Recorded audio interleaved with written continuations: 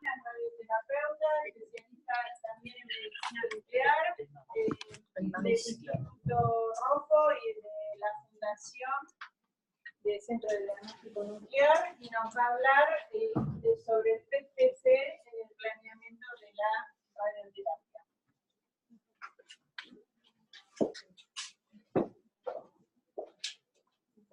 Muchas gracias a la doctora Arma y a la doctora Traverso por invitarnos a participar, y gracias a ustedes, la convocatoria es impresionante. La idea de la charla de hoy es hablar un poco de cuál es la utilidad del PET en la planificación de la radioterapia, y cuando ponga la presentación seguimos avanzando.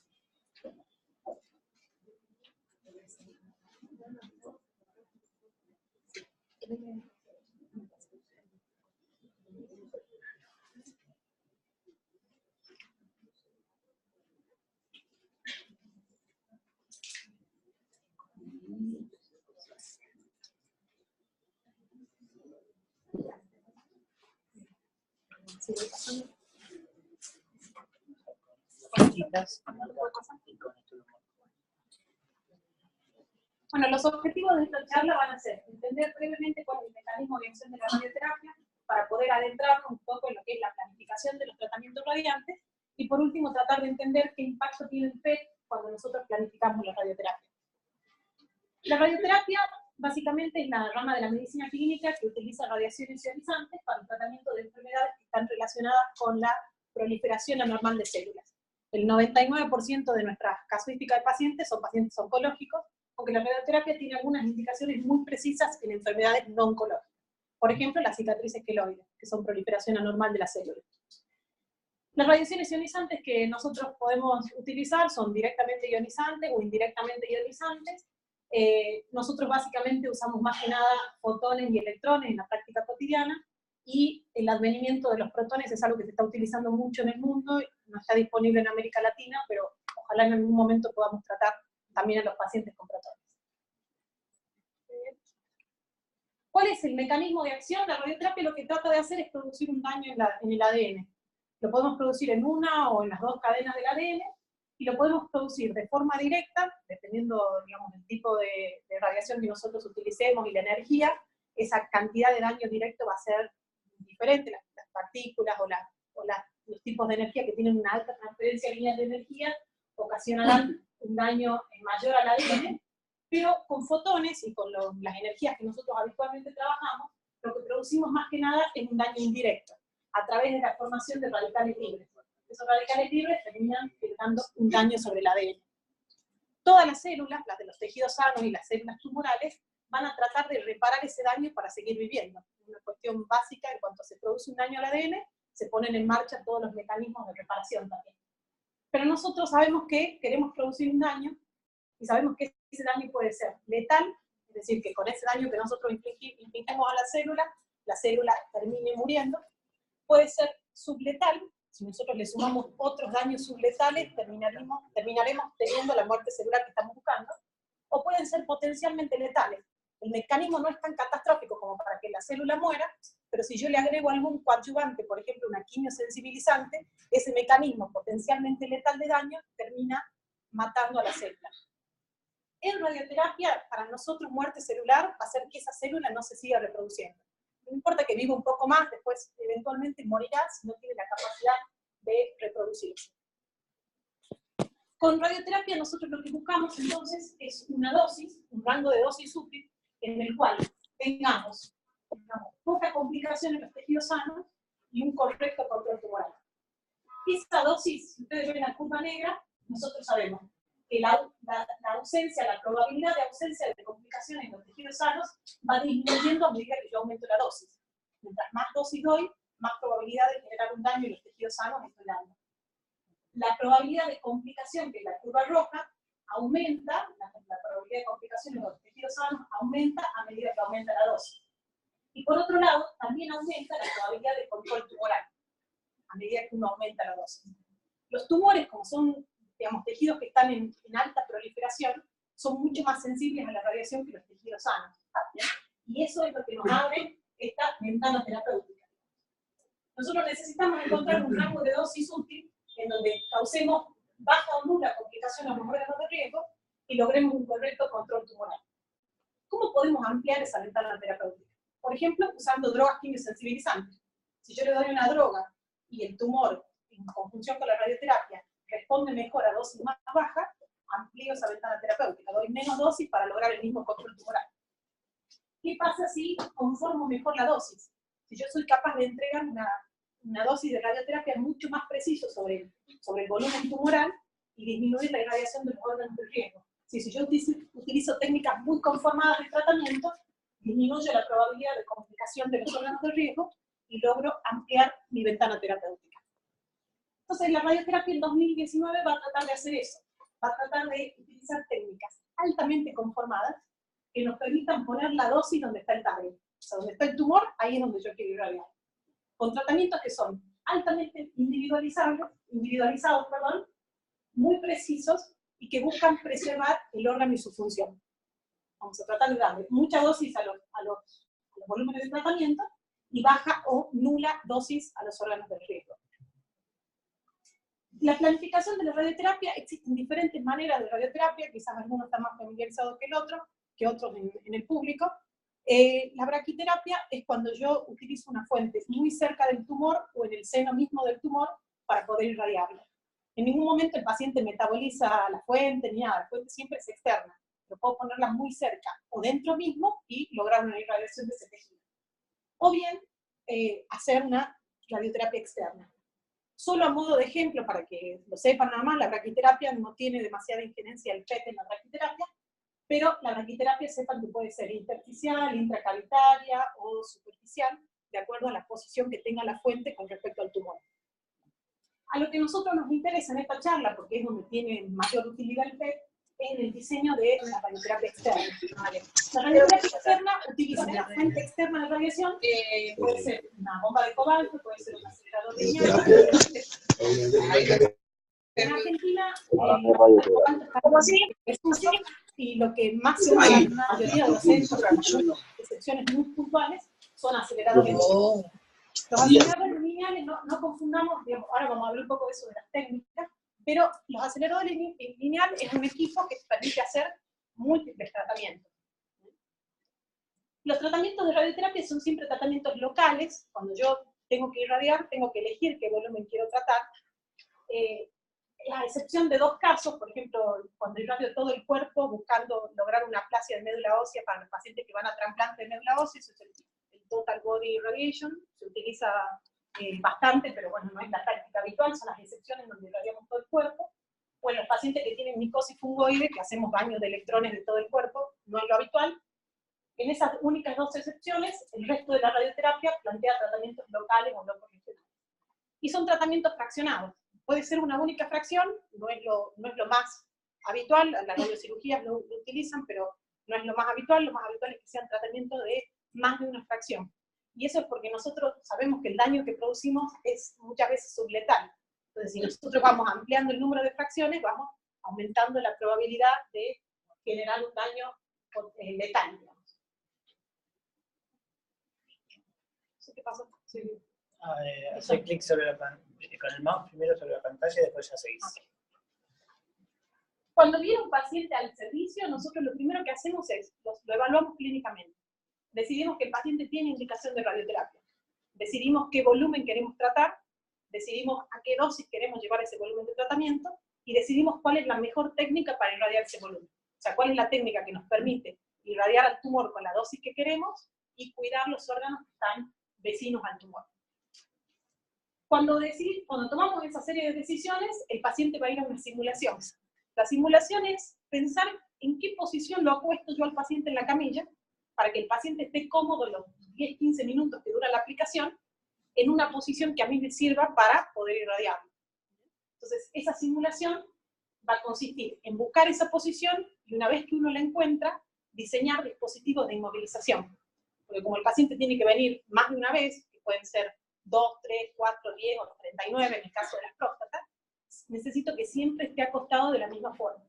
Entonces la simulación va a ser simulación, diseño de dispositivos de inmovilización. Cuando lo tengo inmovilizado y en la posición de tratamiento, voy a adquirir una tomografía. Esa tomografía, que no es una tomografía diagnóstica, es una tomografía en la posición de tratamiento, se ingresa a un software, que es un Treatment Planning System, es un software de planificación, hay muchas marcas comerciales, donde en el software de planificación lo que hacemos los médicos es delimitamos el volumen de tratamiento guiándonos con las imágenes tomográficas, delineamos los órganos de riesgo, y en base a esos volúmenes que nosotros delineamos, viene el físico y calcula. Entonces el físico calcula cómo lograr una buena cobertura del tumor, cómo nos da una estadística de qué dosis recibe cada uno de los órganos de riesgo que nosotros marcamos. Cuando tenemos listo ese cálculo, nosotros lo que hacemos es evaluamos que la probabilidad de complicación en los tejidos sanos sea baja, que el volumen quede bien cubierto, y una vez que está aprobado ese tratamiento, el paciente está en condiciones de arrancar con las aplicaciones, se hacen controles semanales o diarios, depende de la patología que estemos irradiando, hasta que finalmente termina su tratamiento y continuará con el seguimiento. Esto es un ejemplo, un paciente de cabeza y cuello, es una tomografía de planificación, esto es verídico, esto es rojo. Vemos que las tomografías tienen algunas exigencias, no puede ser una camilla acolchada, necesitamos una camilla plana, que en general es una camilla indexada, tiene como una serie de topes en donde nosotros podemos agarrar los dispositivos de inmovilización para siempre ponerlos en exactamente el mismo lugar. Un paciente que se está irradiando la cabeza y el cuello, con lo cual tiene baja hombros, no se nota acá, y tiene la máscara termoplástica. Tanto el tomógrafo, en el caso de nosotros el PET, si lo usáramos para la planificación de radioterapia, tiene que tener láser que nos permitan acomodarlo bien al paciente. Y este es el equipo, el mismo paciente en la tomografía de planificación y el mismo paciente en el momento del inicio de la radioterapia. Cuando algo que algunos médicos por ahí no están en radioterapia confunden, piensan que hay un equipo que hace 3D, un equipo que hace IMRT, un equipo que hace IGRT, SBRT o lo que sea. La verdad es que los equipos en general son aceleradores lineales, que como todas las cosas comerciales, algunos tienen más funciones que otros, pero la forma en la que yo calculo, es decir, la forma en la que el físico hace el cálculo, es lo que diferencia una 3D de una IMRT, de una SBRT, de una IGRT y demás. La forma en la que yo hago el cálculo. Por ejemplo, acá vemos un plan calculado de forma tridimensional conformada. Si nosotros somos estrictamente correctos y nos centramos en la cobertura del volumen de tratamiento, estamos tratando de irradiar el mediastino anterior, queda bien cubierto con la dosis de prescripción. El problema es que tengo toda esta dosis en la médula, que es excesiva e innecesaria. Si yo calculo ese mismo plan de tratamiento, lo calculo con intensidad modulada, me conformo mucho mejor sobre el volumen de tratamiento, tengo menos dosis, por ejemplo, en la médula o en el esófago, pero tengo que saber también que tengo más dosis integrales. Hay más cantidad de tejido que está recibiendo una dosis baja. Y ahí va a primar un poco el criterio de qué es lo que yo prefiero. Esto es una imagen de una planificación 3D, la misma planificación con IMRT y la misma planificación con protones. Los protones tienen la capacidad, no sé si alguien está familiarizado, pero los protones tienen la particularidad de que se detienen. A medida que van perdiendo velocidad, van depositando energía, y en el momento en el que se detienen es donde dan el máximo depósito de energía. Entonces tenemos la ventaja que no tenemos dosis de salida. La desventaja que tenemos es que mientras más precisos somos con las técnicas, sobre todo con los protones o cuando hacemos tratamientos muy conformados como intensidad modulada, tenemos que ser muy estrictos con los posicionamientos del paciente. El paciente tiene que estar siempre en la misma posición. Y si podemos guiarnos por imágenes para asegurarnos que todo está acostado de la misma forma, lo tendríamos que hacer. Y ahí viene la IGRT, guiada por imagen, la radioterapia guiada por imagen. Cuando nosotros recibimos la tomografía del paciente, vamos a marcar una serie de volúmenes. Vamos a marcar un volumen grosero, que es la enfermedad macroscópica. A ese volumen grosero le vamos a marcar todas las áreas ganglionares que queremos tratar, y a ese volumen de tratamiento que tiene en cuenta la enfermedad grosera y la enfermedad subclínica, le vamos a tener que agregar una serie de márgenes. Nosotros sabemos que el tumor no siempre está exactamente igual, se puede mover. Si es un tumor en la pelvis, lo que tenga en la vejiga o lo que tenga en el intestino va a hacer que el tumor se mueva de alguna forma.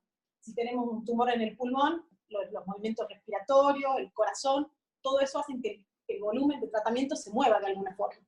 Entonces yo tengo que contemplar ese margen interno. Tengo que darle un margen de contemplación de esos movimientos que son imposibles de obviar. Y a su vez tengo que contemplar un margen que tenga que ver con las incertezas del posicionamiento, porque por más preciso que yo sea, nunca los pacientes están exactamente igual.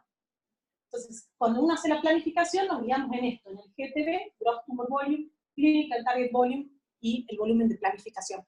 Lo que vamos a terminar irradiando es el volumen de planificación, en definitiva. ¿Cómo impacta el PET? Nosotros sabemos que el PET nos da información funcional y anatómica. Para nosotros es fundamental ambas cosas, y además nosotros los planificadores necesitamos sí o sí una tomografía, porque los físicos, el cálculo que hacen los físicos se basa en las unidades Hanfield, que las convierte a densidad electrónica, y en base a eso calcula la distribución de la dosis. Así que el PET es muy bueno, porque nos da una imagen que ya nos sirve a nosotros para el planificador, y que además nos suma información metabólica. Es un muy buen estudio para la mayoría de las pacientes, para la mayoría de las patologías, digamos. El PET tiene un impacto en ser más sensible y más específico que las tomografías o que otros estudios morfológicos, en lo que es la estadificación y la reestadificación. Y como nosotros hacemos tratamientos locales, para nosotros es fundamental conocer la extensión real de la enfermedad. Un ganglio que queda fuera del campo, para nosotros es catastrófico, porque quiere decir que vos estás planteando un tratamiento local y te estás dejando justo de lado un ganglio que estaba ahí en el límite, como el que mostró la doctora Raciotti recién. Ese pequeño volumen fuera del campo en alguien que hace un tratamiento local condiciona el éxito terapéutico, en definitiva. Así que toda la información que nos provee el PET en estadificación y en reestadificación es valiosísima. Y es valioso también la evaluación de la respuesta al tratamiento. No sé si alguna vez vieron una imagen de un paciente irradiado, por ejemplo, cabeza y cuello o recto. Los cambios postactínicos que se producen son imposibles de interpretar para muchos de los radiólogos. Y a veces tenemos resonancia en donde dicen cicatrizal versus enfermedad. Cicatrizal versus enfermedad es un mundo. ¿Está recaído o es cicatriz? Es muy difícil salir de aventura con los pacientes. Muchas veces la información funcional nos cambia, nos quedamos tranquilos. La verdad es que cuando tenemos una resonancia que dice enfermedad versus, y tenemos un PET que es negativo, nos quedamos bastante tranquilos. Pero también tiene mucho impacto en lo que es la planificación de la radioterapia. Y vamos a ver que el PET nos optimiza el tratamiento, nos permite dar la dosis adecuada, formando mejor nuestro tratamiento, disminuyendo la irradiación a órganos de riesgo. ¿Cómo está planteado hoy el algoritmo de trabajo con el PET? La verdad es que los radioterapeutas recibimos el PET de estadificación que los pacientes tienen, vienen de su casa o a la consulta médica, caen con el PET de estadificación. Perdón. Sí. Yo soy el malo de hoy. Sí. Mouse y acá. Okay. Perdón. Me emociona. Tenemos el PET de estadificación. Decidimos hacer el tratamiento, lo simulamos al paciente, le tomamos la tomografía en posición de tratamiento, y cuando ingresamos al software de nosotros de planificación, a la tomografía para poder hacer el contorneo de los volúmenes y de los órganos de riesgo y poder calcular la dosis, lo que hacemos es fusionar la imagen PET con la tomografía nuestra de planificación. Es una fusión que es del todo imperfecta, porque la verdad es que no son imágenes comparables, son imágenes que vienen de otro centro, en otra posición. Ya habló Mauro algo de que siempre la corregistración de imágenes es pobre, pero lo solemos hacer porque nos da alguna ayuda, nos da alguna información, pero terminamos marcando mucho más volumen del que quisiéramos, porque sabemos que ese macheo de las imágenes no es perfecto. ¿Cómo sería un algoritmo de trabajo cuando uno realmente incluye un PET, pero incluye un PET desde el punto de vista del diseño de la radioterapia? Nosotros deberíamos hacer un PET en la posición de tratamiento, o sea, con camilla plana, con los inmovilizadores, con los radioterapeutas metidos en consola. Así deberíamos hacerlo al PET si lo quisiéramos usar para el diseño de los tratamientos. Hacemos un corregistro de las imágenes, que uno tiene mucha más certeza de que está bien hecho. Sobre esas imágenes, con la información anatómica y funcional, hacemos la delineación de los volúmenes de tratamiento y los órganos de riesgo, hacemos la planificación, y después uno podría pensar que si el PET nos da información distinta, porque nos da una información morfológica, podríamos plantear que esas zonas biológicamente diferentes vayan a dosis diferentes también. O sea, podríamos plantear la posibilidad de hacer un boost sobre esa lesión. Después tendremos el tratamiento, algo de la adaptación de la respuesta al tratamiento, que ya lo dijo la doctora Raciotti y nombró algunos trabajos al respecto, pero uno puede adaptar la respuesta al tratamiento, adaptar la radioterapia, perdón, de acuerdo a la respuesta que vayan teniendo los pacientes, y finalmente el seguimiento y la evaluación de la respuesta. Tomamos como ejemplo el cáncer de recto, que ya veníamos hablando algo en la clase pasada, El cáncer de recto tiene la particularidad de que la imagen de elección para la estadificación es la resonancia. Por muchos motivos, porque la resonancia nos da información que después va a ser valiosa para la evaluación de la respuesta. Nos da la información del T, del N, de la invasión vasculolinfática, del margen de resección circunferencial, nos da un montón de información que es valiosísima para cuando uno evalúa la respuesta al tratamiento. Los pacientes con cáncer de recto localmente avanzado, la mayoría hacen radioterapia neoadyuvante, esquemas cortos o esquemas largos, y después se evaluarán las respuestas. En base a esa respuesta, la mayoría de los pacientes, y sigue siendo estándar de salud, que vayan a cirugía, aún con respuesta completa, pero la verdad es que hay un grupo creciente que va a observación activa, digamos, a watch and waiting, que es una estrategia propuesta por la gente de Brasil con el grupo de Abraham, que para este grupo, hay un 42% de pacientes que van a observación activa. Un número altísimo en comparación con otras series, pero bueno, era para plantear. Cuando le preguntaron a los radioterapeutas de Estados Unidos qué imagen preferían ellos para la radioterapia, casi el 60% dijo que prefería el PET, en contra de lo que habitualmente uno usa, porque la verdad es que el PET, como hablaba recién la doctora Raciopi, tiene indicación cuando uno tiene imágenes no concluyentes en tomografía, en la estadificación estamos hablando, o cuando hay una metástasis única que es potencialmente resecable. Para el resto siempre usamos resonancia. Entonces, a los autores de este trabajo les sorprendió que los radioterapeutas de Estados Unidos, de centros de tercer nivel, con alta casuística de pacientes y demás, preferían una imagen que no tiene indicación en la estadificación. Entonces decían, no, debe ser interés comercial, no, debe ser que desconocen las guías europeas y americanas. No, nada de eso. El radioterapeuta prefiere el PET en cáncer de recto porque hay muchos estudios que determinan que cuando uno marca el gross tumor volume, es decir, el volumen grosero de enfermedad, basándonos en la imagen PET-CT, terminamos incluyendo más enfermedad que cuando marcamos solo con la tomografía. Y también cuando uno evalúa el compromiso ganglionar, la doctora mostró una imagen perfecta porque mostró casi en la bifurcación aórtica un ganglio. La bifurcación aórtica nosotros no la incluimos de rutina. Nosotros incluimos solo las ilíacas comunes. Hasta ahí, hasta no más arriba. Entonces, cuando nosotros tenemos una imagen PET, terminamos incluyendo muchos más ganglios. Y por ende, nuestro volumen de planificación, que incluye al CTB y al GTB, termina siendo mucho más grande. Es decir, el radioterapeuta no es porque desconozca la guía, sino porque sabe que el PET tiene un impacto en que nosotros irradiemos más tumor y detectemos ganglios adicionales, lo cual nos modifica completamente el volumen de tratamiento. Habíamos dicho que lo tradicional que nosotros marcamos en las imágenes es el gross tumor volume, el clinical target volume y el volumen de planificación. Pero el PET nos confronta contra un cuarto volumen, que sería el volumen biológico tumoral. Digamos, el volumen que dentro de un tumor se comporta biológicamente diferente. Y hay muchas propuestas, y eso está plagado de trabajo al respecto, de tratar de hacer un dose painting, de entregarle una dosis distinta a ese subvolumen biológicamente distinto. Esto es revolucionario para la radioterapia, porque en radioterapia nosotros tratamos de entregar dosis homogéneas al tumor. No planteamos hacer diferencias de acuerdo a ese comportamiento biológico. Y hay muchos estudios que plantean boostear. Boostear significa dar una extra dosis en un sitio. En recto hay muchos trabajos que hablan al respecto, todavía nos falta evidencia, pero bueno, se está investigando. ¿Qué pasa? ¿Qué pasa con la adaptación de la respuesta? Cuando uno está haciendo radioterapia, uno quiere saber si los pacientes están respondiendo a la radioterapia, porque si no responden, la idea sería llevarlos a cirugía lo antes posible y no hacerlos perder todo el tiempo que implica un tratamiento largo y con toxicidades. No es lo mismo operar un paciente irradiado que un paciente no irradiado, con lo cual la evaluación intrarradioterapia tiene alguna utilidad desde el punto de vista terapéutico. Lo que se vio en este trabajo es que si uno hace un PET a las 10 o 12 fracciones, el volumen de tratamiento marcado por PET va disminuyendo. Es decir, empieza a germinar la idea en nuestra cabeza de que el PET intratratamiento nos permitiría evaluar algún tipo de respuesta. ¿Qué pasa con el PET interino en cáncer de recto? O sea, ¿sirve hacer un PET en el medio? La verdad es que, en el medio del tratamiento, la verdad es que todas estas publicaciones hablan al respecto de eso. Algunos dicen que sí, que el PET se corresponde muy bien con la respuesta patológica.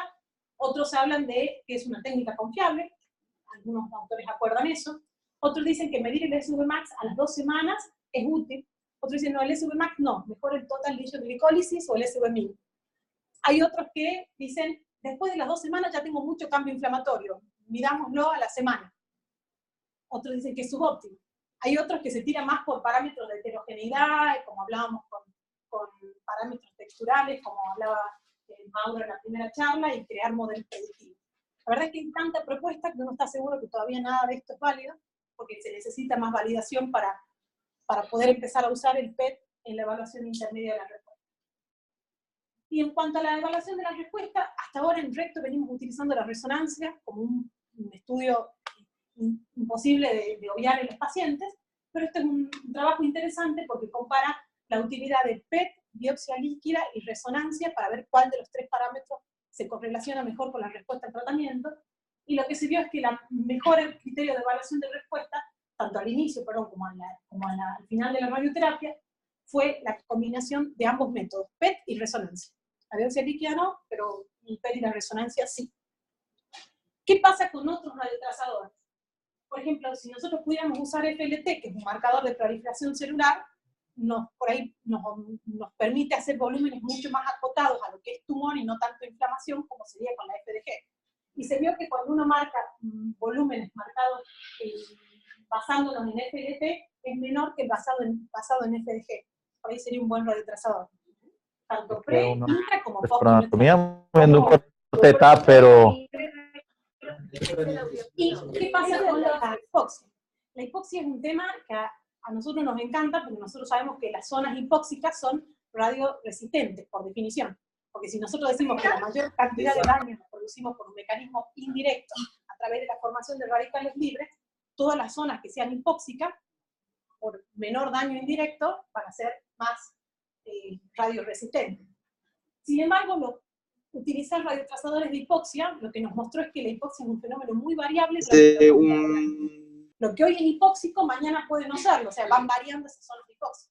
Y con todo el trabajo que implica hacer un cálculo de dosis y demás, es inllevable a la práctica bustear esas zonas hipóxicas simplemente porque son variables. Si quizás más adelante la cosa cambie, pero hoy por hoy el intento de darle una extra dosis a la zona hipóxica está fracasando. ¿Qué pasa con los linfomas? Más tarde, creo que después del almuerzo, hay una charla de linfoma, en donde se van a evaluar todos los criterios de respuesta y demás, y vemos que el PET del linfoma cambió la terapéutica, básicamente. Pero no solo le cambió a la gente que hace quimio y que con los scores de Deville va adaptando su tratamiento de quimioterapia, sino que en radioterapia permitió el PET la implementación de técnicas modernas. Hoy por hoy nosotros lo que hacemos es algo que le llamamos Involved Site Radioterapia. Irradiamos solo el sitio comprometido. Y nos basamos en 3 publicaciones que son pivotales para nosotros, para Hodgkin, para no Hodgkin y para linfoma extraganglionar. El tratamiento de la radioterapia en el presente no tiene nada que ver con el pasado.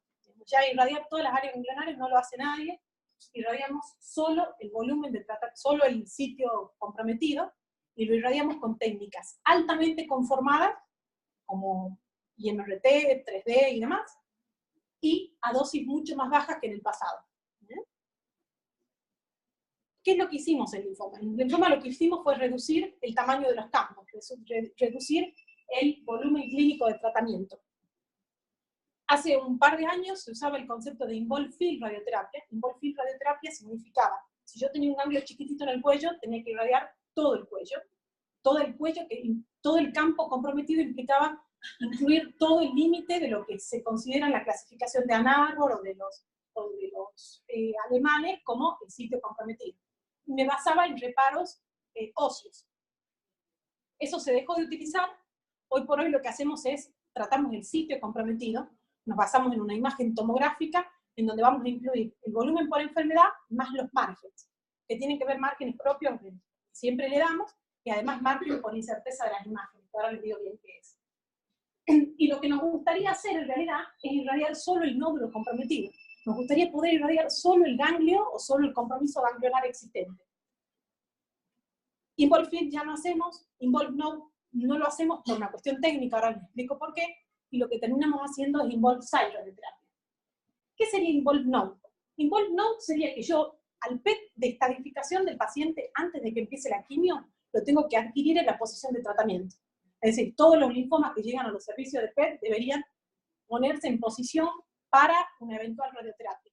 Eso es impracticable, es inllevable a la práctica. Ni siquiera Lena Speck, que es la persona que más sabe de radioterapia en linfoma y que publica un montón, a ella misma le cuesta, porque ese PET habitualmente no está pensado ni para la posición de la radioterapia, ni se sabe qué volumen de tratamiento se va a tratar, ni hay una comunicación, digamos, entre el hematólogo y el radioterapeuta al inicio.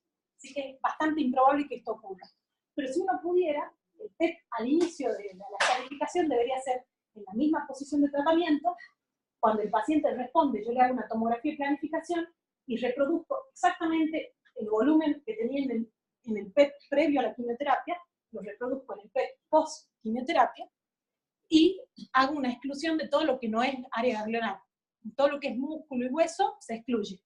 Pero yo estoy seguro que este volumen se corresponde con esto, tanto en los márgenes laterales como en el cefalocaudal. Este es otro ejemplo con el mediastina, como sería adquirir el PET al inicio en una posición de tratamiento y después hacer una adaptación de acuerdo a la respuesta. Eso sería hacer un involved node radioterapia. Un involved node radioterapia requiere imágenes óptimas. Y cuando digo imágenes óptimas, me refiero a que el PET previo a la quimio debe adquirirse en posición de tratamiento. Eso no pasa nunca. Debe fusionarse con la TC de planificación y marcamos los volúmenes previos al tratamiento. Como no podemos hacer involved node por una cuestión operativa, hacemos involved site radioterapia. Se basa también en criterios de GTB, CTB y PTB, lo cual es revolucionario para la oncomatología, porque antes se basaban en reparos meramente óseos. El involved site es un campo más grande que el involved node, pero más chico que el involved field. Nos basamos en imágenes 3D y funcionales en el PET, nosotros lo usamos al PET, pero no necesariamente son adquiridas en posición de tratamiento. Si nosotros cuando lo que hacemos es, fusionamos el PET al inicio, lo fusionamos con nuestra tomografía y planificación, marcamos, pero le tenemos que dar más márgenes porque tenemos mucha más incerteza de que esa fusión sea la correcta. Y lo marcamos después en la tomografía de planificación. Entonces, para terminar, lo que, digamos, la moraleja para llevar a casa del PET en la planificación de la radioterapia es que el PET es útil para los radioterapeutas porque nos provee imágenes funcionales y anatómicas, porque nos permite una correcta estadificación, que ya lo dije que para un tratamiento local es fundamental. Nos va a ayudar a evaluar las respuestas, porque permite evaluar mejor lo que son cambios postclínicos, pero va a ser fundamental en lo que es la planificación de la radioterapia, porque tiene un impacto en cómo yo contorneo mis volúmenes, me permite adaptar la respuesta a la radioterapia, plantear la posibilidad de boost en tejidos biológicamente diferentes, y quizás me permite hacer una evaluación interina de la respuesta al tratamiento. Es decir, el PET es la principal estrategia de optimización en radioterapia hoy por hoy, en lo que a imágenes se refiere. Eso es todo. Muchas gracias.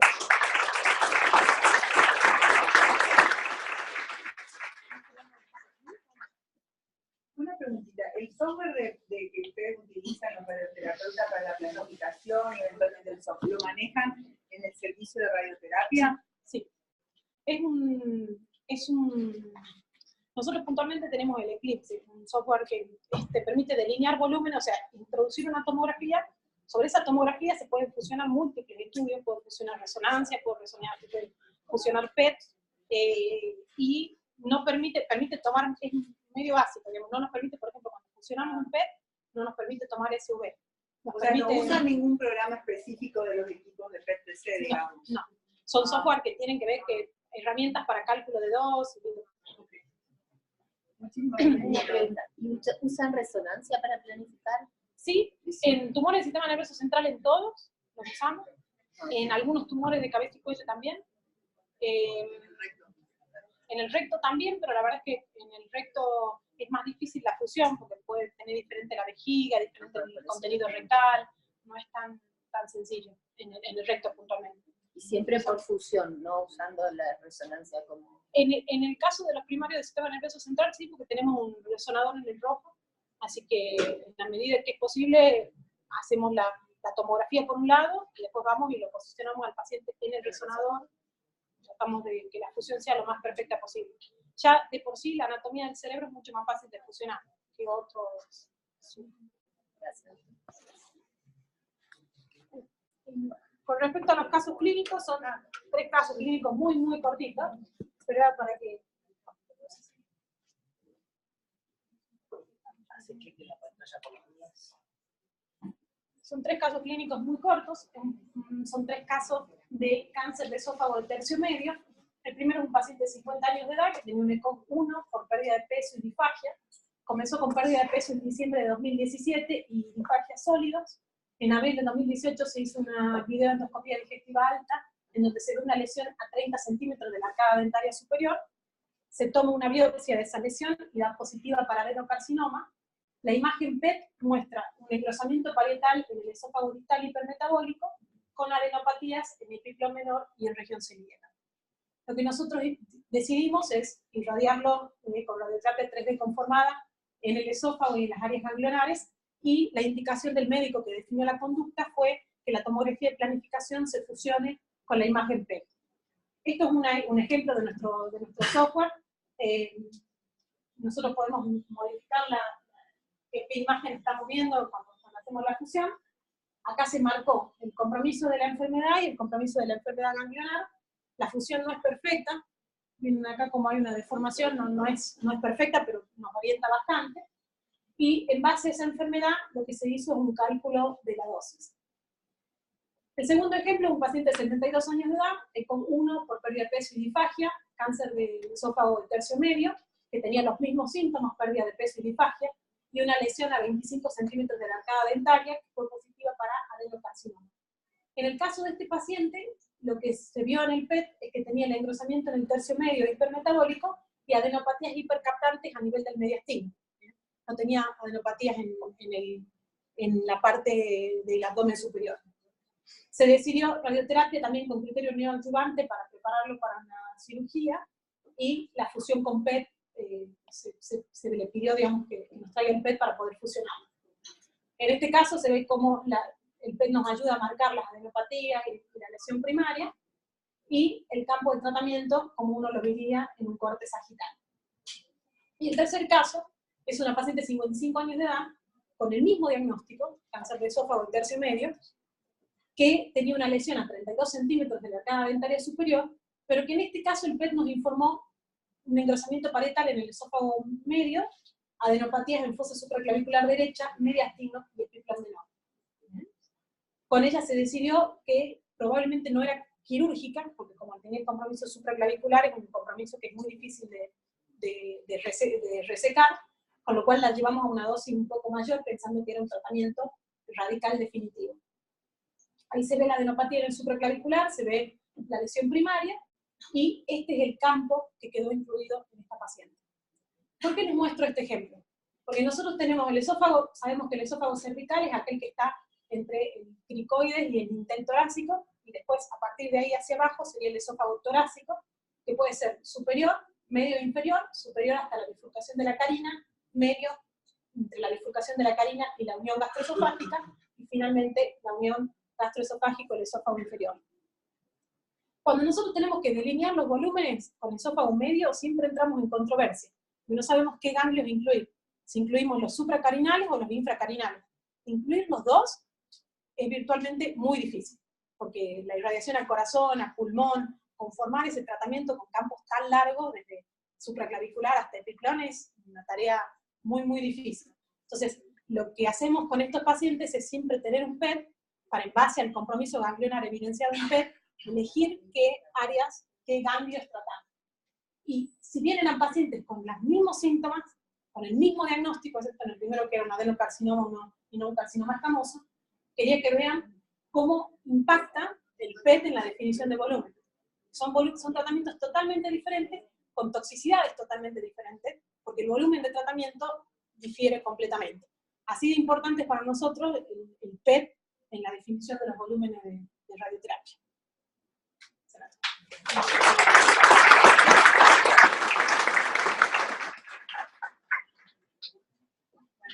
gracias.